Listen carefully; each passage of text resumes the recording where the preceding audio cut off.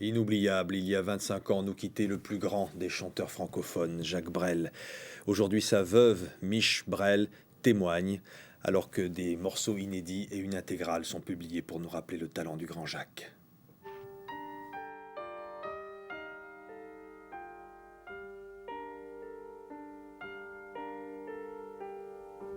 Ils n'ont plus rien à se maudire. Ils se perforent en silence. La haine est devenue leur science, les cris sont devenus leur rire. L'amour est mort, l'amour est vide. Il a rejoint les goélands. La grande maison est livide, les portes claquent à tout moment. Ils ont oublié qu'il y a peu Strasbourg traversé en riant leur avait semblé bien moins grand qu'une grande place de banlieue. Ils ont oublié les sourires qu'ils déposaient tout autour d'eux quand je te parlais d'amoureux. C'est ceux-là que j'aimais décrire. Vers midi s'ouvre. Merci Mich Brel d'être avec nous. 25 ans après la disparition de Jacques Brel, l'homme que vous avez aimé, épousé, c'était en 1950. Je le connaissais déjà depuis 1947. Nous sommes rencontrés dans un mouvement de jeunesse à Bruxelles. Nous sommes connus en tant que copains, amis. Et puis après 2 ans, nous avons décidé de faire la route ensemble. Et voilà. Ouais, on voit une photo là de vous, toute jeune, hein, c'est Oui. souvenir. Oui, et oui, il y a 53 ans. Et à cette époque, il écrivait déjà des chansons. Il a toujours, déjà quand il était au collège, il faisait partie de la dramatique du collège, et il écrivait des chansons, il jouait de la guitare, et dans ce mouvement de jeunesse aussi, on faisait des soirées, des spectacles. Il écrivait déjà, et il y a d'ailleurs dans le nouveau coffret toute une série de chansons de jeunesse qui sont reprises. Parmi les grands moments de Jacques Brel, il y a l'Olympia. Merci Mich Brel d'être avec nous. De l'Italie qui descendrait l'Escaut avec Frida la blonde quand elle devient Margot, quand les fils de novembre nous reviennent en mai, quand la plaine est fumante et tremble sous juillet, quand le vent est au rire, quand le vent est au blé, quand le vent est au sud, écoutez-le chanter le plat pays qui est le mien. Et vous avez, j'allais dire, mangé la vache enragée avec lui. Hein, Mais oui, c'est-à-dire que quand nous sommes mariés, il était à l'usine, il remplaçait son père dans l'usine de carton, il n'aimait pas ça du tout, il voulait absolument changer de métier, comme il disait. Il ne savait absolument pas vers quoi se diriger. Et il avait quand même fait un premier disque en 1953 à Bruxelles, La Foire et Ilia.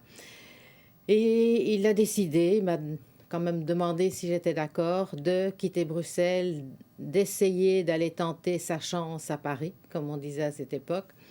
Il a fait le grand saut. C'était pas évident parce qu'il aurait pu travailler dans l'usine de carton de ses parents, enfin Ah partir oui, dans oui, une non, aventure. non, oui, sa place était prête là-bas, mais seulement cette place-là ne lui plaisait pas du tout. Oui. Il était déjà très bougeant et remuant, il avait envie de faire un tas de choses, et Vous- surtout pas de se retrouver derrière un fauteuil, derrière un bureau, je veux dire, dans un fauteuil. Vous Ça- aviez l'impression, vous sentiez qu'il avait ce talent, cette possibilité, vous étiez inquiète.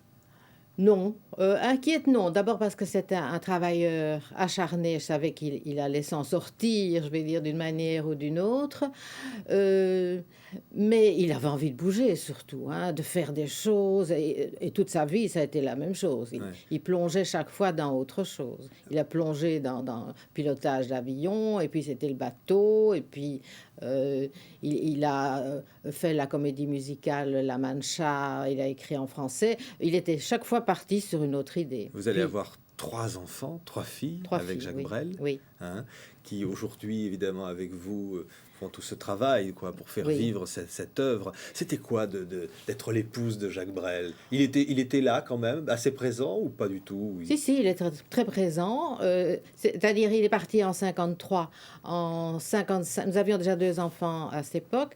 En 55, je suis venue le retrouver à Paris, mais nous étions horriblement mal logés. C'était vraiment les années de vache enragée.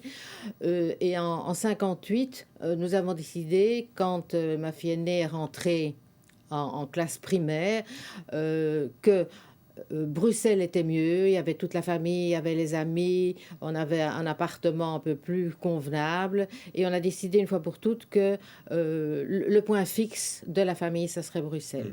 Et il revenait régulièrement, il adorait Bruxelles d'ailleurs. Parmi ses plus gros succès, au ses débuts, la valse à 1000 temps. Vous allez nous en parler. Une valse à 1000 temps, une valse à 1000 temps, une valse à 1000 temps de patienter 20 ans pour que tu aies 20 ans et pour que j'ai 20 ans, une valse à 1000 temps, une valse à 1000 temps, une valse à 1000 temps, offre aux amants 333 fois le temps de bâtir un roman au deuxième temps de la valse. On est deux, tu es dans mes bras, au deuxième temps de la valse, nous comptons tous les deux, 1, 2, 3, et Paris qui bat la mesure, Paris qui mesure notre mémoire, et Paris qui bat la mesure, nous fredonne. J'allais dire, il dansait bien. Il vous a séduit en dansant, Mich? Non, il ne m'a pas séduit en dansant et il n'aimait pas tellement danser. Ouais. Après, il a appris quand même. Ouais. pour Qu'est-ce qui certaines vous choses. avait séduit dans ce grand gaillard, qui se disait pas très beau d'ailleurs? Et puis on a l'impression qu'il avait toujours un problème avec le genre féminin, quoi. Ça s'entend dans ses chansons, hein? Non, pas du tout. Non, mais c'est un grand jeune homme, je vais dire, très remuant, bougeant, un peu trop bougeant pour moi d'ailleurs, qui était beaucoup plus calme. Mais je sais pas, on s'entendait bien. Et c'est vrai qu'on a toujours gardé l'un pour l'autre énormément d'estime. Et ça, il m'a dit souvent. Et ça a été vraiment un ciment entre nous, cette estime réciproque et cette bonne entente. Ouais. Parce que ça devait pas être quand même toujours facile à vivre. On peut le dire aujourd'hui qu'il a eu des maîtresses, et ensuite la fin de sa Oui, vie, il était avec oui, mais nous Madeleine sommes Balmy toujours- aux il a- Marquises. Oui, mais une fois pour toutes, il avait décidé que on ne divorcerait jamais, que Bruxelles, c'était le principal pour lui. J'étais, comme l'a dit Olivier Toth, l'encre, Ouais. et il adorait rentrer. Et c'est vrai qu'on lui a dit, mais monsieur Brel, il y a de très bons trains pour Bruxelles, parce que personne vrai, n'en voulait. ouais, non. Je disais, ça n'a pas été immédiat, hein? Ah non, ou non, ou non. J'ai d'ailleurs énormément de lettres de Jacques de cette époque. Il écrivait tous les jours de Paris. Ça a été très dur. Et il y a d'ailleurs des lettres où il a envie d'abandonner. Ouais. Dans les ses années chansons, 53, 54, 55, ça, c'était pas drôle. Dans ses chansons, il y a beaucoup de reflets de l'enfance, hein. Il disait toujours, il faut cultiver cette part d'enfance qu'on a en nous, ne jamais Oui. vieillir, ne jamais devenir installé. Oui, ça c'est vrai.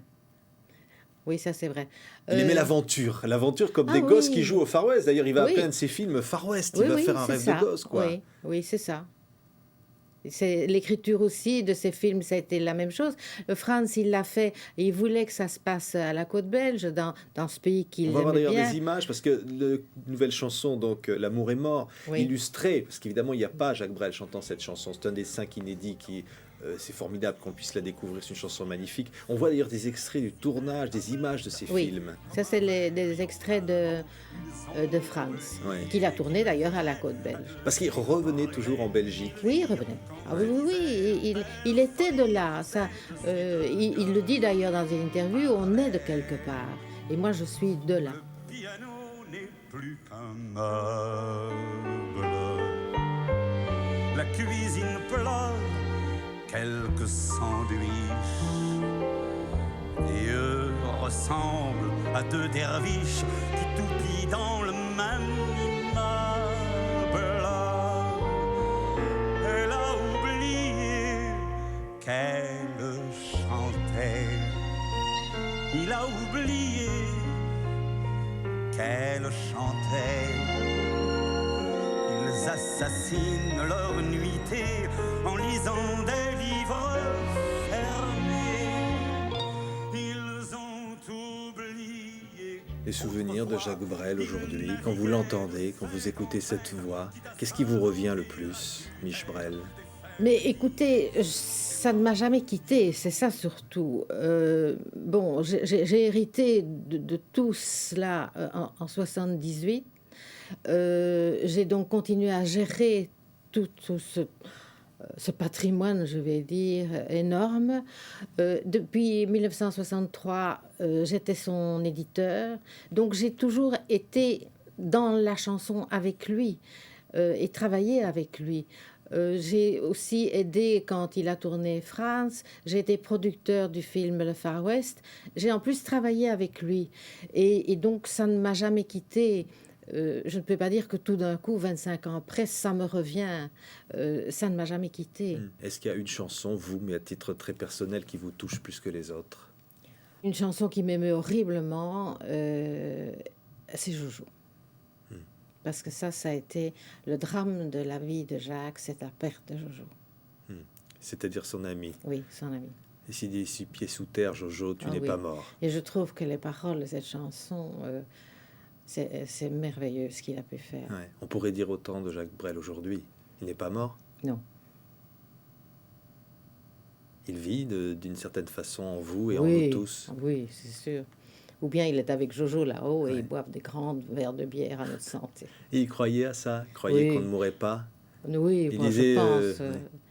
Il n'avait pas peur de la mort. Il a eu pas peur de la maladie. Il n'a pas accepté la maladie. Ça sûrement, ça lui est tombé dessus. Il s'était toujours battu. Il avait toujours aplani des tas de difficultés. S'était toujours bagarré pour des tas de choses. Et tout d'un coup, la maladie l'a attrapé et il ne s'est plus battu. Est-ce qu'il y a une image qui vous revient plus que les autres de lui? Un souvenir? Oh mon Dieu, j'ai tellement de souvenirs. Choisir dans tout ça, c'est difficile. Il adorait rire, il adorait faire des blagues, il adorait. Au fond, c'était très agréable de vivre avec lui quand il était là.